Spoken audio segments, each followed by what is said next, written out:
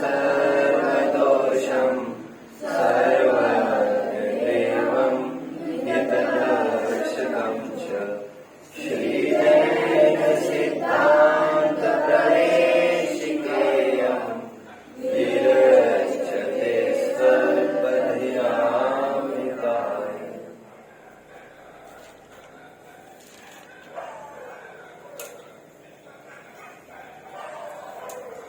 विभिन्न रुचया ही लोका। एक सूक्ति है बच्चों, सूक्ति। इसे सूक्ति कहो अथवा नीति कहो। विभिन्न रुचया ही लोका। इस लोक में, इस विश्व में जितने प्रकार के लोग हैं उतनी प्रकार की उनकी रुचियां हैं। एक घर में रहने वाले 5 सदस्यों की रुचि एक की रुचि दूसरे की रुचि से नहीं मिलती है। एक ही विषय पर सबके अपने अपने स्वतंत्र मत होते हैं।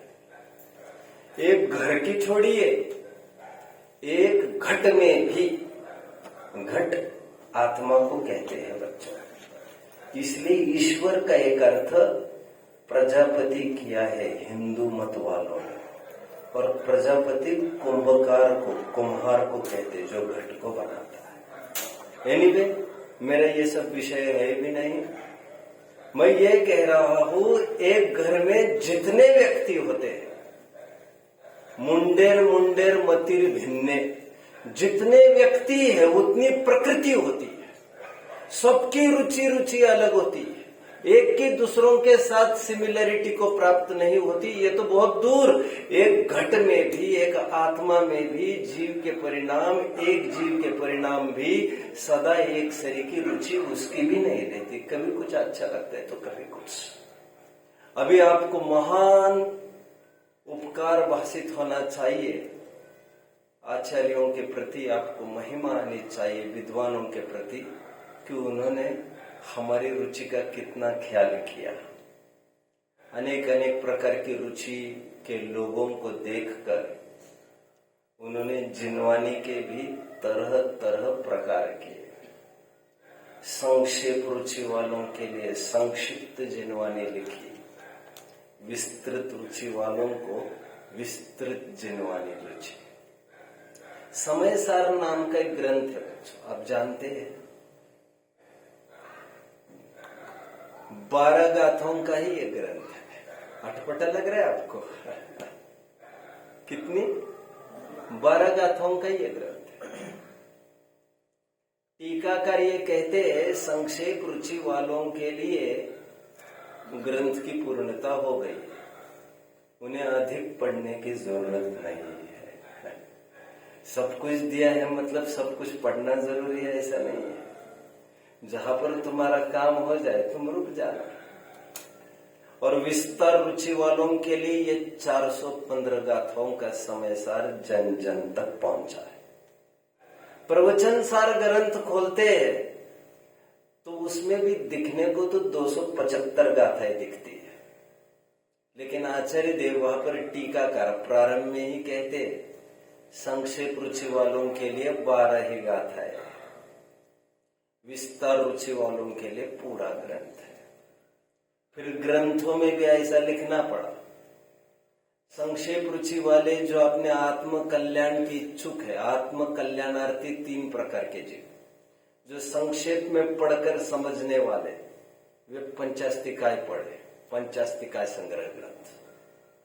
विस्तार की रुचि जो बहुत कहकर समझने में आए ऐसे लोग समय सार पढ़े, और मध्यम रुचि वाले प्रवचन सार पढ़े। आप देख लीजिए भैया आपको क्या पढ़ना है। जो लोग आज बेवजह फूट डालना चाहते हैं, ये ग्रंथ बड़ा, ये ग्रंथ छोटा है, वे लोग अभी इस वैचारिक ऊंचाई को छू ही नहीं पा रहे हैं जो आचार्य ने रखी है। वे समझते ही नहीं है सभी ग्रंथों का ध्येय, लक्ष्य, मोटिव, मोटो एक ही है। आत्मकल्याण, जिस 30 प्रकार से आत्मकल्याण करना चाहिए। पहली कक्षा में हमने ये देखा, मैंने दूसरे शब्दों में रखने की कोशिश की, बट हां, आप संक्षेप रुचि वाले हो अथवा विस्तार रुचि वाले हो, उससे फर्क नहीं पड़ता। यह रुकना नहीं है, हमें आगे बढ़ना है, क्योंकि बड़ी जैन सिद्धांत प्रवेशिका हो अथवा लघु जैन सिद्धांत प्रवेशिका हो, है तो ये प्रवेश द्वार, दिस इज नॉट ऑल, ये सब कुछ नहीं है, ये तो शुरुआत है। इसलिए हमें प्रतिज्ञाबद्ध होना चाहिए। इस ग्रंथ की पूर्णता होते होते अब मैं प्रतिज्ञाबद्ध होता हूँ, दृढ़ संकल्पित होता हूँ कि जीवन में इसको आधार बनाकर अभी जितना जिन शासन जिंदा है उतना सब मैं पढ़ लूंगा। ये सब जिनवानी की रचना मेरे लिए की गई है, ये एक प्रवेशिका है। इससे कि इंस्पिरेशन आपको मिलेगा, जिससे समस्त जिनवांग में आपको पढ़ने की रुचि डेवलप हो। ये एक प्रवेशिका है, ये सब कुछ नहीं है, ये कोई इतिश्री नहीं होने वाली है आपकी। एक कवि की लाइन जो मैं निरंतर दोहराता रहता हूं, शायद 1-2 जन मेरी बात को पूरी कर लेंगे। When I enter into a library, I find my life very short। ये सब अथाह शास्त्र समुद्र को देखता हूं तो मैं ये पाता हूं, अरे यार मुझे तो बड़ा थोड़ा और छोटा जीवन मिला है, कब मैं कर लूंगा इतना। एनीवे, प्रथम कक्षा में हमने ये देखा। दूसरी कक्षा में ये कहने की कोशिश यहां से की गई है कि झुकिए, झुकना सीखिए, बट झुककर उठते समय कुछ उठाना मत भूलिए। विंदा करंदीकर, मैं महाराष्ट्र में आया हूं, मुझे बड़ा अभिमान और सौभाग्य है मेरा। ये मराठी के वचन तो मैं कभी बोल ही नहीं पाया 25 साल, जो मैं अभी बोलने जा रहा हूं। विंदा करंदीकर नाम के कवि हुए हैं बच्चों, कितने जन ने नाम सुना है? कितने ही पुरस्कार से विभूषित ये विभूति। उनके बहुत फेमस लाइन है, देणाऱ्याने देत जावे, घेणाऱ्याने घेत जावे, घेणाऱ्याने घेता घेता देणाऱ्याचे हातही घ्यावेत। हिंदी भाषियों को थोड़ा समझा देता हूं। यह वैभव हिंदी साहित्य में नहीं है, इंग्लिश साहित्य में भी नहीं है, मेरे पढ़ने में नहीं है। विंदा करंदीकर कहते हैं, देने वाले निरंतर देते रहे, लेने वाले निरंतर लेते रहे, लेकिन सावधान, लेने वाले लेते लेते देने वालों के हाथ भी ले ले। हाथ भी ले ले मतलब ये हाथ मुझे दे दे ठाकुर? नहीं नहीं नहीं, हाथ दे दे मतलब करनी उनकी एक्टिविटी, उनसे लेते समय उनकी देने की प्रवृत्ति को भी ले ले, अनुकरण करे उनसे। जिनके सामने हम झुक रहे हैं, झुकते झुकते ये मत भूलिए आप उनके सामने झुक रहे हो जो किसी के भी सामने नहीं झुकते। आपके आदर्श वे हैं जो किसी के भी सामने झुकना जरूरी नहीं समझते। खत्म हो गए वे दिन झुकने के। ये झुकना जल्द ही झुकना बंद होने के लिए है। नत्वा जनेन्द्रम, द्वितीय कक्षा में हमने ये सीखा। आज एक बहुत सुंदर पृष्ठ पलटने जा रहा हूं। विश्व को समझने की कोशिश करते हैं। मोक्षार्थियों, जिन शासन की समस्त चर्चाएं समष्टि से प्रारंभ होती है और व्यष्टि तक आकर रुकती है। कठिन शब्दों को सुनकर घबराओ मत, घबराओ मत। मैं भी पहले कभी पढ़ता था तो मुझे भी बहुत कठिन और अटपटे शब्द मालूम पड़ते थे, लेकिन मैं घबराया नहीं, इसलिए आज मेरे लिए सब सरल है। मैंने ये कहा, जिन शासन की जितनी भी सब चर्चाएं हैं वे समष्टि से प्रारंभ होती है और व्यष्टि तक आकर रुकती है। जिन शासन की समस्त चर्चाएं महासत्ता से प्रारंभ होती है और अवान्तर सत्ता तक आकर रुक जाती है। जिन शासन की समस्त चर्चाएं समूह से प्रारंभ होती है और इकाई तक आकर रुकती है। जिन शासन की समस्त चर्चाएं विश्व से प्रारंभ होकर आत्मा तक आकर रुकती है। आपने सुनी होगी सबसे बड़ी कथा कौन सी और सबसे छोटी कथा कौन सी। अब इनसे सुन लेना, इनके हाथ बचल रहे बताने को। वैसे मुझे कहने के लिए समय भी नहीं है और शायद ये अच्छे से कह जाएंगे आपको मेरे से, इनसे बाद में सुन लीजिएगा। लेकिन सबसे बड़ी कथा मैं आपको बताता हूं, जिन शासन की विश्व की परिभाषा, और सबसे छोटी कथा आत्मा की परिभाषा। समग्र विश्व से लेकर एक आत्मा तक के सफर को जिन शासन कहते हैं। वैसे अध्यात्म तो केवल आत्मा की बात करता है। अध्यात्म जैसा कि उसका नाम ही है, आत्मा को आधार जिसने बनाया है, आत्मा को लेकर जो चलता है, आत्मा के अलावा और क्या बात कर सकता है। जिसमें आत्मा का अधिकार हो अध्यात्म। इसीलिए समयसार जैसे ग्रंथ में कहना पड़ा, जिसने आत्मा को जाना उसने समग्र जिन शासन को जाना। लेकिन आज ये कहना पड़ेगा, जिसने विश्व को जाना उसी ने जिन शासन को जाना, ऐसे हमारे आगम कहते हैं। आगम नींव है, अध्यात्म महल है। फिर से एक नोटिस बीच में आप सबको, घबराइए मत कठिनाइयों से, कठिन शब्दों से भी मत घबराइए। मैं जानता हूं ये शब्द आपको कठिन प्रतीत हो रहे होंगे, मैं जानता हूं पहली बार ये शब्द सुन रहे होंगे, बट आज ही पहली बार सुन रहे हैं आप। जब कल सुनेंगे तो वो दूसरी बार सुनेंगे। और सभी चर्चा आज ही समझने के लिए नहीं हुआ करती है, जैसे मैं हमेशा कहता हूं। कुछ चर्चाएं बाद में समझने के लिए भी होती है। मैं निरंतर इसको कहता जा रहा हूं। मैं ये कह रहा था, आज विश्व की थोड़ी सी चर्चा करेंगे। इससे हमारी कूपमंडूक वृत्ति आज तार तार हो जाएगी। कूपमंडूक वृत्ति क्या है? कुएं का मेंढक अपने किसी ने देखा है आज तक? कुएं के मेंढक की कथा किसी ने सुनी है आज तक?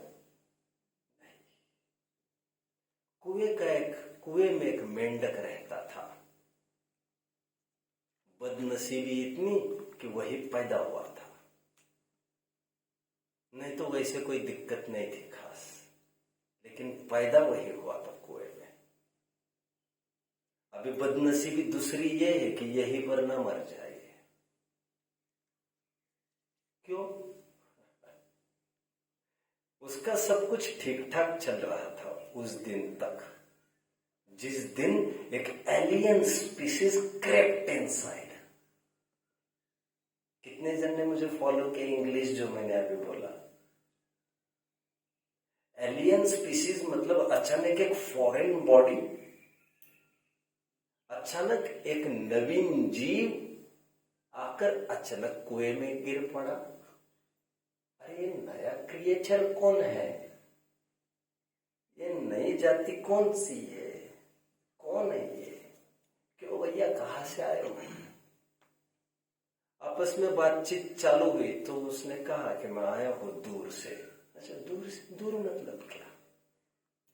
तुम रहते कहाँ हो?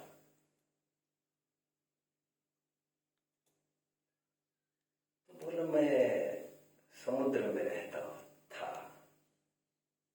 वो अचानक कुछ योग बना, मुझे किसी ने उठा दे यहाँ पर पटक दिया आज, वैसे मैं समुद्र में रहता था। समुद्र क्या चीज है? समुद्र क्या है? समुद्र तो बहुत बड़ा है। तो उस मेंढक ने थोड़ा फुदक कर दिखा, बोले इतना? पागल हो गया क्या? फिर और दूर का फुदक गया, फिर इतना, फिर बहुत दाव लगाया उसने, एक कोने से दूसरे कोने में फुदक बैठा और बोला इतना?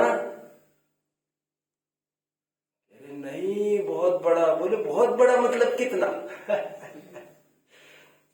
अभी एक ही उपाय है, उस मेंढक को बाहर निकाला जाए, फिर पूछना बंद करेगा।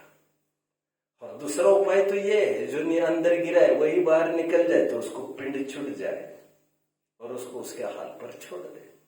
और अक्सर लोग हमारे बीच में कूप मंडूक वृत्ति के होते, जितना दिखता है वही सब कुछ है मानकर बैठते, अपनी आंखों पर इतना भरोसा करते, लेकिन वे भूल जाते हैं जो साधन उनके पास मिला है, जो टूल, जो अवसर उनको दिए गए हैं, वे ही बेभरोसे के हैं। तुम्हारा मंत्री जिसके ऊपर तुम इतना भरोसा करते हो, तुम्हारा मंत्री तो भरोसे वाला होना चाहिए कम से कम।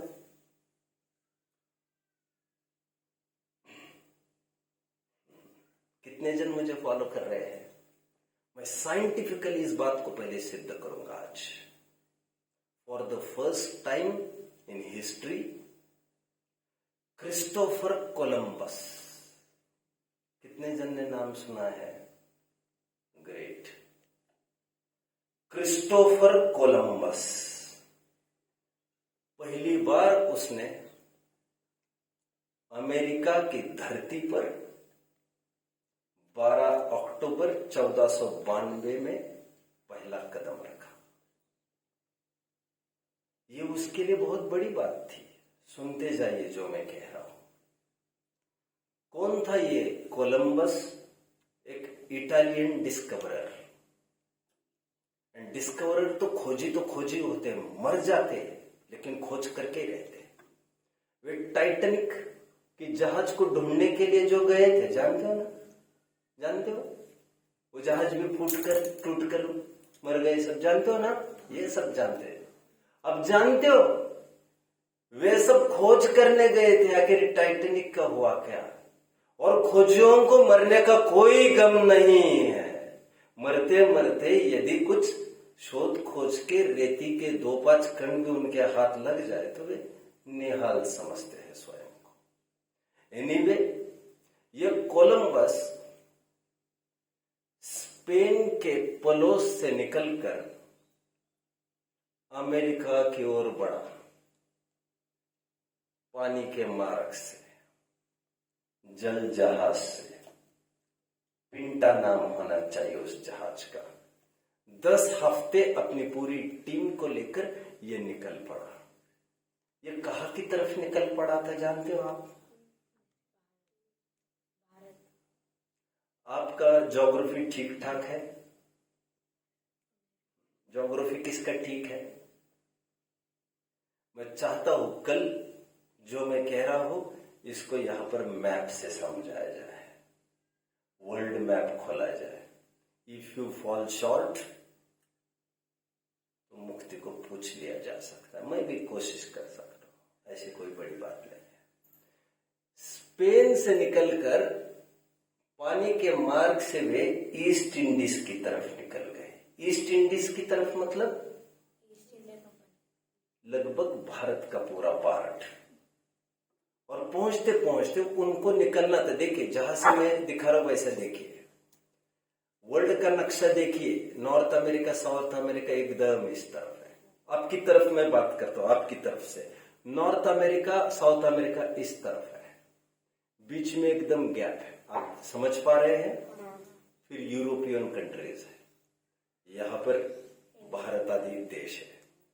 तो वो निकले यहां से और जाना उनको ईस्ट इंडीज की तरफ था, भारत की तरफ। उनकी जहाज भटक गई कि क्या हो गया, कि उनका मन ही भटक गया, भगवान जाने क्या हो गया, लेकिन वे पहुंच गए अमेरिका 10 हफ्तों के बाद। पहली बार when he set his foot on the grounds of America, Columbus came to know, my God, what is this? उसको पता चला ये है अमेरिका। 1507 में विश्व का नक्शा पहली बार तैयार हुआ। अभी कितनी जोड़ तोड़ से तैयार हुआ होगा आप कल्पना कर सकते हैं। और वेस्पॉकी नाम के एक साइंटिस्ट ने पहली बार ये डिक्लेरेशन किया कि वर्ल्ड में अमेरिका को भी शामिल कर लो भैया, वो भी है वर्ल्ड में, शामिल कर लो, शामिल कर लो, तुम्हारे ज्ञान में शामिल कर लो चाहो तो, वर्ल्ड संबंधी तुम्हारे ज्ञान में शामिल कर दो चाहो तो, लेकिन वर्ल्ड में तो हम है, थे, बने रहेंगे। वर्ल्ड, विश्व, कॉस्मोस, यूनिवर्स, ये सब एक अर्थवाची है। लोक में से संसार, लोक ऐसा कहते हैं। विभिन्न रुचिया ही लोका ऐसा कहकर जो मैंने प्रारंभ किया था, पूरा संसार मेरा घर है, ऐसा पंडित नेहरू का जो वाक्य है, वहां का संसार, यहाँ का लोक, ये सब विश्व के अर्थ में लोग प्रयुक्त करते हैं। वे विश्व की परिभाषा समझने की कोशिश कर रहे हैं बेचारे, लेकिन वे ये समझ नहीं रहे कि हम कर रहे हैं कोशिश। वे समझ रहे हैं खोज हो गई है। तब पता चला अमेरिका भी कोई कंट्री है। आप कल्पना कर सकते हो अभी भी कितना part yet to be discovered होगा, जिसे हम वर्ल्ड कहते हैं। हो सकता है 10-20 साल के बाद और कोई कहीं का कहीं पहुंच जाए, उसको और कोई प्रांत हाथ में लगे और वो इस तरफ वालों को कहे उस तरफ भी प्रांत है, उस तरफ वालों को कहे इस तरफ भी प्रांत है, दोनों की कनेक्टिविटी करे, फिर विश्व के दोनों के नक्शे बदलने पड़े। उन वालों को इनको शामिल करना जरूरी लगेगा, इन वालों को उनको शामिल करना जरूरी लगेगा। मेरे साथ कितने जन चल रहे हैं? अमेरिका में आज भी एक कोलंबस डे मनाया जाता है, वो इन्हीं कोलंबस की मुख्यता से मनाया जाता है। साइंटिफिक तथ्य 1, साइंटिफिक तथ्य 2 की तरफ मैं बढ़ता हूं। थोड़ी स्पेस में मैं आपको लेके चलता हूं। स्पेस में आज तक वैज्ञानिक ये मानते थे कि अर्थ ही ऐसा प्लेनेट है। प्लेनेट को क्या कहते हैं आप लोग? ग्रह। अर्थ ही ऐसा प्लेनेट है जहां का टेम्परेचर प्रेशर अनुकूल है। मैं विशेषज्ञ नहीं हूं आपकी पढ़ाई का। आपके स्कूल में जो आपके टीचर पढ़ाते हैं, एग्जाम में आपको वही लिख कर आना है, वो नहीं लिखना है जो मैं यहां से बोल रहा हूं। मैं पूरा चूक सकता हूं, हाँ, मैं इसका एक्सपर्ट नहीं हूं, मैं मेरे धर्म की फील्ड का एक्सपर्ट हूं। इस मामले में आपको किसी को भी पूछने की जरूरत नहीं है, तसल्ली के लिए पूछ सकते। आज तक यह माना जाता था यदि किसी और ग्रह होगा कोई और वहां पर पैर रखेगा आदमी, पैर रखते वो बर्स्ट हो जाएगा, तबाह हो जाएगा। चलते चलते आज साइंटिस्ट ने प्रूव किया है ऐसे 24 प्लैनेट्स है विच कैन बी इनहेबिटेटेड, जहां पर मानव का रहना बन सकता है। आज तक नहीं समझ रहे थे, आज 24 तक आकर रुके। हो सकता है और उनकी जितनी भी डिस्कवरीज होती है, ज्योग्राफी जो जो पढ़ते होंगे, वे प्लैनेटरी पढ़ते होंगे, वहां पर नीचे लिखा मिलता है, एक फुटनोट जरूर लिखी रहती है, ये आज तक की इंफॉर्मेशन है, खोज अभी भी जारी है। ये लाइन कितने जन ने पढ़ी है? ये लाइन लिखना उनको बहुत जरूरी है, क्योंकि वे सर्वज्ञ नहीं है, सब कुछ नहीं जानते हैं। पार्ट 2 पॉइंट 3 साइंटिफिक तथ्यों की ओर मैं बढ़ रहा हूं। कुछ आप जानते हो पीरियोडिक टेबल कितने जन ने सुना? पीरियोडिक टेबल सब इंग्लिश मीडियम वाले हैं ये सब। अब दोनों पहले इंग्लिश में रह चुके, राइट?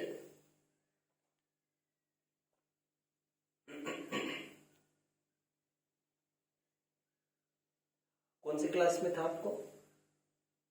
आपको पीरियोडिक टेबल है? कौन सी क्लास में है? हाँ? आपको कौन सी क्लास में था? 6th में था। मतलब जो 9th में है सेमी इंग्लिश में, आपको 6th में था इंग्लिश में, ठीक है। पीरियोडिक टेबल होता है, पीरियोडिक टेबल बच्चों, उसमें एलिमेंट्स होते हैं, एलिमेंट्स।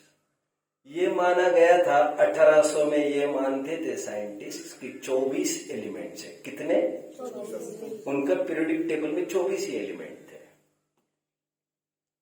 1869 में मेंडलीफ हुए, मेंडलीफ नाम सुना है? मेंडलीव्स पीरियोडिक टेबल नाम नहीं सुना? उन्होंने जब डिस्कवरी की तो ही फाउंड कि देयर आर 64 एलिमेंट, 64। आज जो पीरियोडिक टेबल आप सबके सामने है, मॉडर्न पीरियोडिक टेबल, उसमें कितने एलिमेंट्स हैं? 119। ओह, आई डिडंट नो। मैं 118 तक ही खड़ा था। एक आ गया। ओके, एक आ गया और सोम को पता नहीं चला, और आपको भी पता नहीं चला अनिल। ओह, अब तो 8वीं में हो। आज हताश निराश क्यों बैठे हो आप? कुछ खो गया क्या आपका? क्या हो गया? शांति से सुन रहा हूं। बहुत अच्छा, बहुत अच्छा, शांति से सुन रहा हूं। अच्छा। मैं कहता भी नहीं हूं तुम उछल कूद करके सुनो, बट सिट इरेक्ट फर्स्ट, सीधे बैठो, सिट इरेक्ट।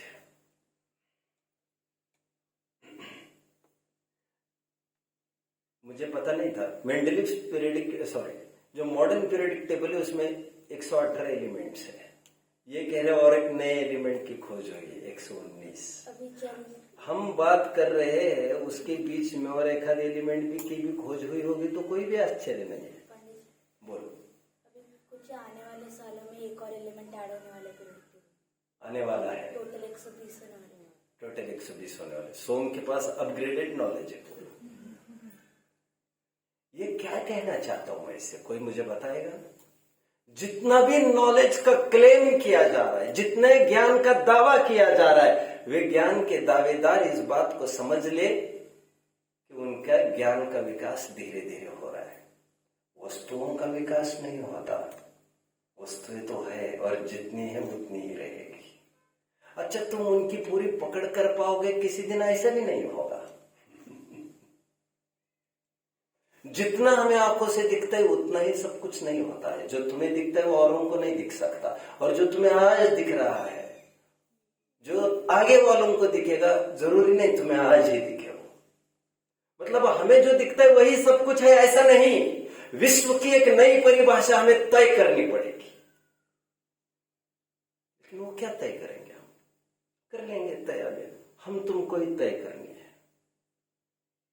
आपको बड़ा मजा आएगा। थोड़े से ग्रंथों से उठकर भी मैं कुछ बातें करूंगा। यहाँ पर बीच में कोई बोलने वाले भी नहीं है। तो कुछ लोग होते जो बहुत पढ़े लिखे होते, मुश्किलें खड़ी कर देते, किसी पीटी वही बातें खड़ी करके बात करने लगते। और यहाँ पर तो अपना ऐसी कोई बात नहीं करेंगे, घबराने की कोई बात नहीं। थोड़े पिछले साल जब मैं बात कर रहा था बच्चों के साथ किसी मुद्दों को लेकर, बहुत पूर्व हमारे मोक्षार्थी थे, तो मैं परमाणु की बात कर रहा था, उनके बीच में एटम की। अब मैं ज्यादा जानता नहीं हूं ना, मैं कोई पढ़ाई लिखाई के फील्ड में हूं और मुझे कोई मतलब भी नहीं उस फील्ड का। तो मैं ये कह रहा था कि एटम के बारे में बात कर रहा था, और जैन दर्शन मानता है कि परमाणु सबसे छोटा कण पुद्गल का होता है। अब बच्चे पढ़कर आए स्कूल में और वो कहने लगे कणाद ऋषि ने अणु की खोज की, याद आ रहा है पिछले साल। तो मैंने बच्चों को मैंने कहा एक काम करना, कौन पढ़ाता है आपको? तो मैंने कहा मैडम को पूछना आपके, ये पहले ग्रंथाधार दिखाइए, और जिस ग्रंथ का आधार दिखाएंगे उस ग्रंथ की प्रामाणिकता मुझे चाहिए, कहाँ का है, कब का है। कणाद ऋषि एक वैशेषिक मत के फाउंडर हुए हैं, आप छोड़ दीजिए इन बातों को। आज हम विज्ञान को पूछते तो विज्ञान कहता रुदरफोर्ड नाम के एक आदमी ने ये एटम की खोज की। थोड़ा रुदरफोर्ड अभी 2-5 वर्ष में, तो कोई कहते नहीं उन्होंने नहीं, ऑलरेडी एक सेंट डेमोक्रेटिस हुए हैं, उन्होंने खोज की है 560 BC में, मतलब आज से 3000 वर्ष पहले। कोई कहता है नहीं उससे पहले कणाद ऋषि ने की है। हम ये कहते नहीं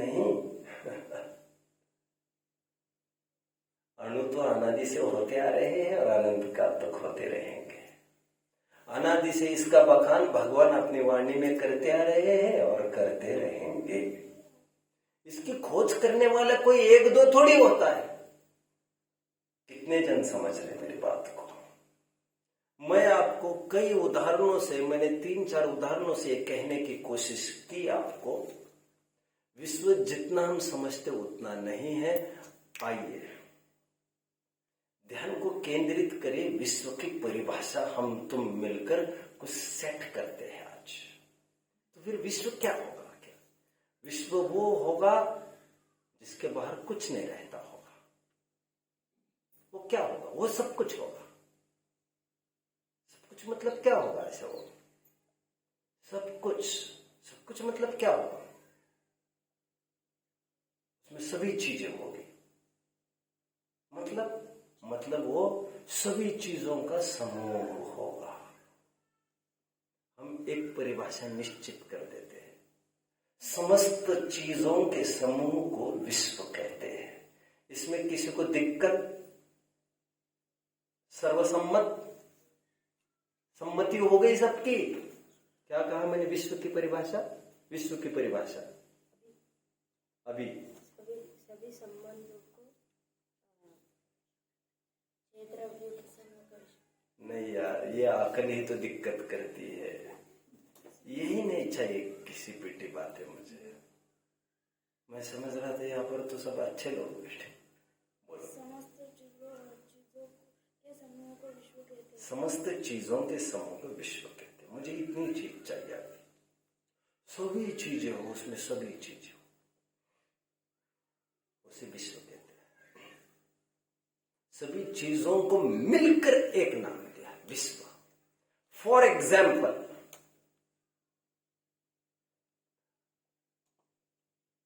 सोल्जर्स होते, सैनिक ग्रुप में जा रहे, उनको क्या कहते हैं? बटालियन। क्या कहते हैं? आर्मी। क्या कहते हैं? ट्रूप कहते हैं। पक्षी के समूह है, पढ़ाया जाता है ना स्कूल में, क्या कहते हैं? फ्लॉक। आप इतना ही कहिए, अ फ्लॉक इज गोइंग।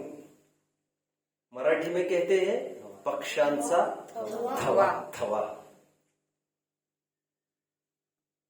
कळप चालेल ना?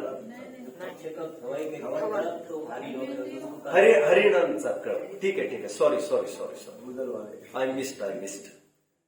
इसीलिए मैं कह रहा हूं, मुझे पूछकर पेपर मत लिखना।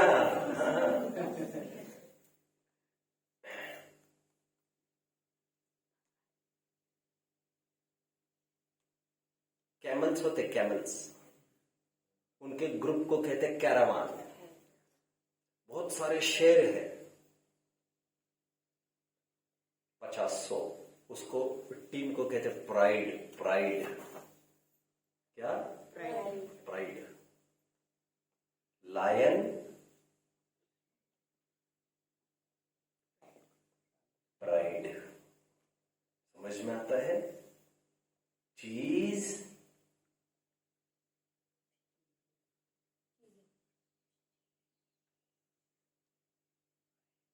विश्व। सभी चीजों का समूह विश्व है। उसके बाहर कुछ नहीं, उसके बाहर कुछ भी नहीं। उस चीज को शब्द से, टेक्निकल शब्द से आपको इंट्रोड्यूस करता हूं। इस शब्द को थोड़ा गौर से सुनिए, कल इस पर चर्चा करेंगे। इस चीज का एक पर्टिकुलर वर्ड है द्रव्य। टेक्निकल वर्ड, टेक्निकल है, बस टेक्निकल वर्ड है। क्यों है, क्या है, किसने नामकरण किया, ये अभी मत पूछिए, मैं कल बात करूंगा। समस्त द्रव्यों के समूह को विश्व कहते हैं। ये विश्व की परिभाषा तय हुई, पक्की हुई। विश्व की कितनी परिभाषा? समस्त द्रव्यों के समूह को विश्व कहते हैं। ये विश्व की परिभाषा तय हुई। अब भागों में जो भी कुछ लिखा होगा, शायद मैं 10-20 दिन के बाद उस पर कुछ बोल पाऊंगा। आज मैं इतना ही बोलूंगा। थोड़ी सी दार्शनिक चर्चा करता हूं बच्चों आपके बीच में। दार्शनिक, दार्शनिक मतलब क्या, कितने जन समझे? दार्शनिक चर्चा मतलब जो अर्थ जैन दर्शन में पता है, हाँ? जो अर्थ जैन दर्शन में पता है। दार्शनिक चर्चा मतलब कुछ फिलोसॉफिकल चर्चा करते हैं। फिलोसॉफिकल चर्चा मतलब जैन दर्शन और अन्य दर्शन के बीच की कोई बात करते हैं। हमारे हिंदू भाई है, आप जानते हो, वे ये मानते हैं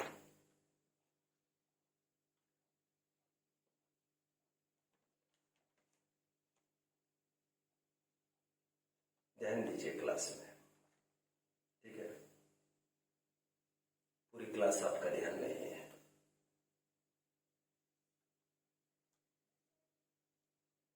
इससे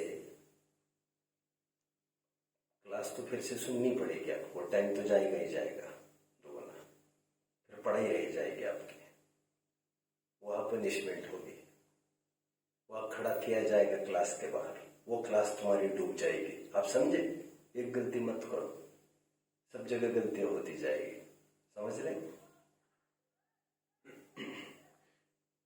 इनके भी माता पिता है, समझ रहे? भाई है आपका कोई, अनिल को देख रहे हैं, अनिल को देख रहे हैं, इनका कोई भाई नहीं है। भाई है आपको, ये इकलौता ही है।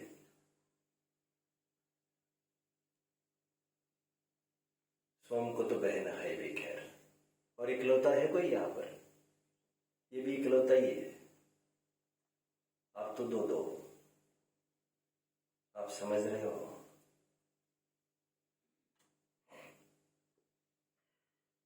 कुछ नया आपके साथ नहीं हुआ, प्रकृति में होता ही है। ठीक है, दार्शनिक चर्चा करता हूं।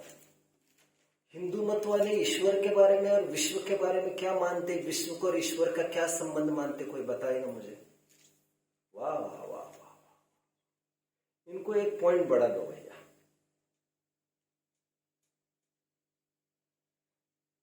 और कोई बता पाएगा? बोलो। वे ऐसा मानते हैं कि उनके जो ईश्वर है वो ब्रह्मा विष्णु, इन्होंने विश्व बनाया, ऐसा वो मानते हैं। इन्हें भी दे दो एक पॉइंट। वे ईश्वर में और विश्व में कर्ता कर्म संबंध मानते हैं। एको हम बहुश्याम।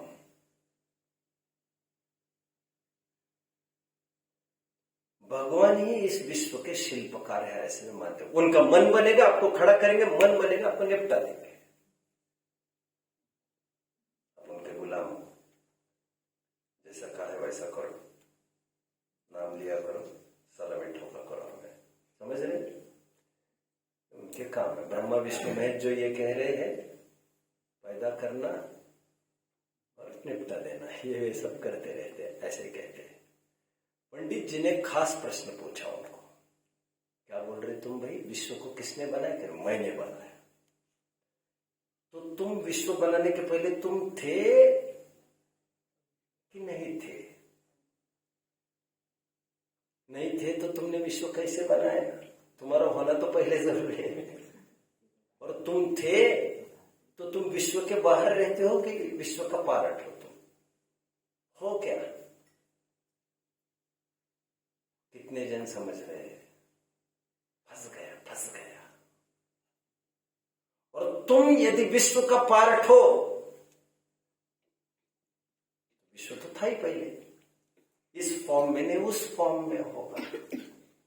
दूध तो था ही, दूध आज जाकर फिर मावा बन गया, खोआ बन गया, दही बन गया, छाछ बन गया, फॉर्म्स बन गए, वो तो अवस्थांतर हुआ, लेकिन था तो।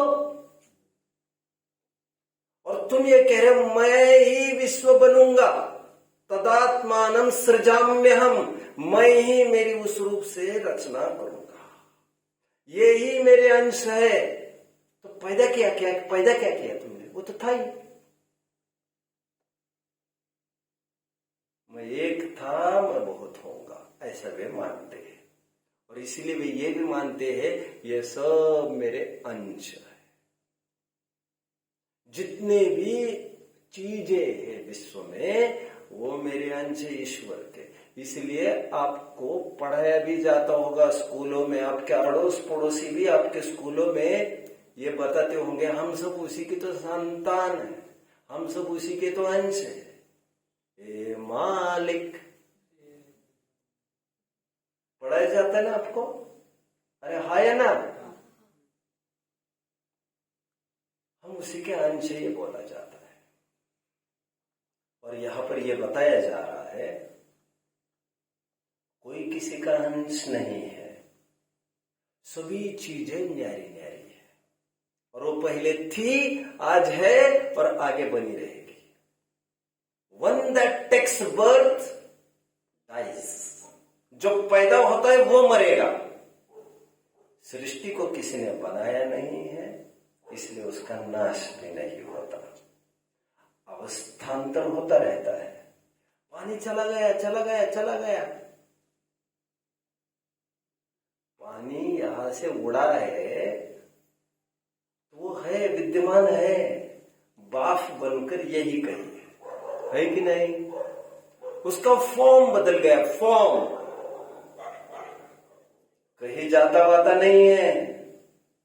लाइट एनर्जी थर्मल एनर्जी में कन्वर्ट की जाती है, थर्मल एनर्जी फिर अन्य किसी एनर्जी में, ये साइकिल चलता रहता है कंजर्वेशन ऑफ एनर्जी का। एनर्जी जाती नहीं है कहीं, मास कहीं जाता नहीं है, ये कंजर्वेशन ऑफ मास में हमें सिखाया गया है।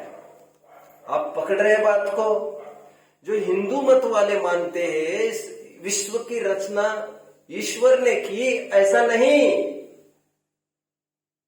समस्त चीजों के समूह को विश्व कहते हैं। अभी चीज भी हटा दिया हमने, समस्त द्रव्यों के समूह को विश्व कहते हैं।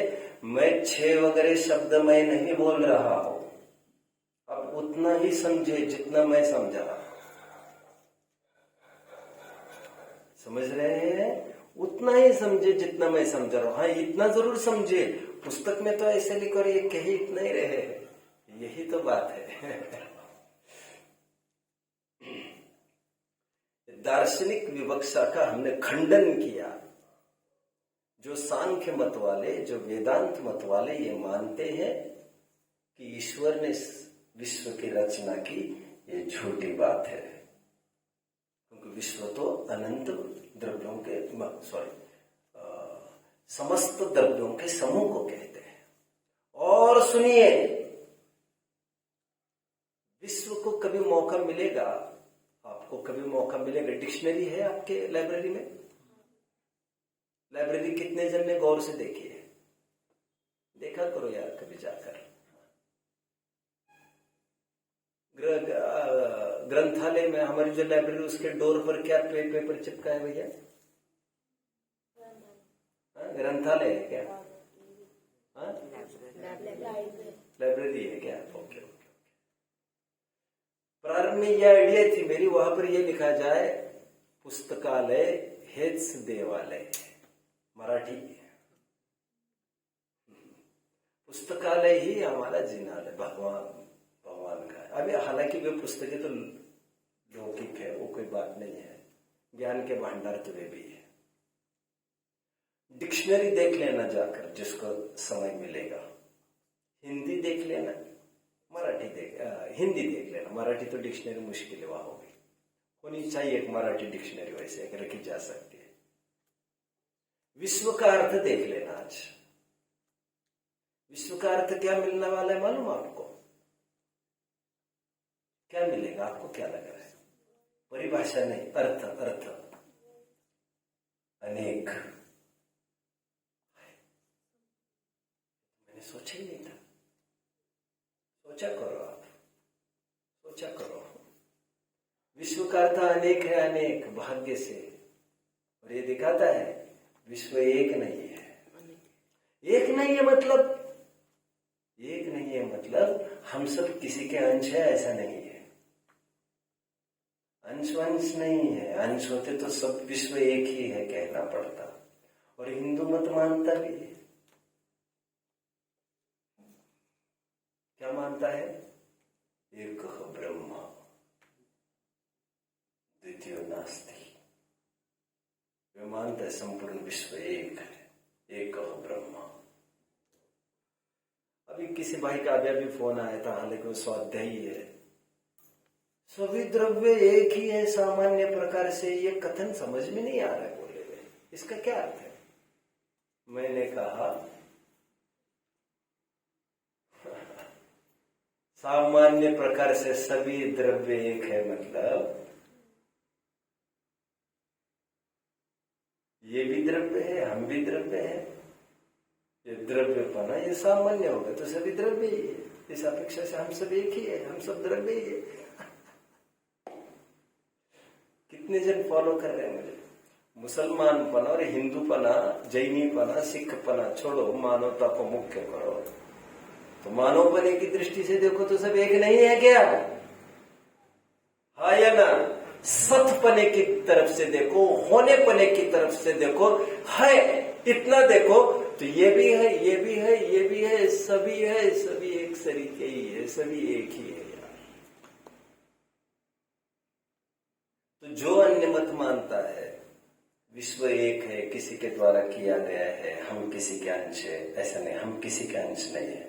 सभी जन इंडिपेंडेंट है, सभी जन स्वतंत्र इकाइयां है, सबका सुख दुख स्वतंत्र है, सबकी विचारधारा स्वतंत्र है, सबका पुण्य पाप अपना स्वतंत्र है। बाप का बच्चे को कभी भी हस्तांतरित किया जा नहीं सकता, न बुद्धि, न संपत्ति, न बल, कुछ भी नहीं। कभी योगा योग देखने में आता है।